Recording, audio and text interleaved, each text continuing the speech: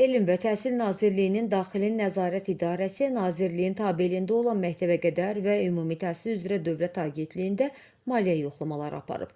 Bir xəbər media xəbər verir ki, bu barədə Tribuna Aza etibarlı mənbələrdən məlumat daxil olub.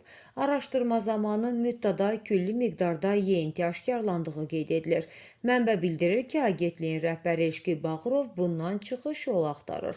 Lakin məsələnin ən qəliz tərəfi Nazirliyin Daxili Nəzarət İdarəsinin nə edəcəyidir.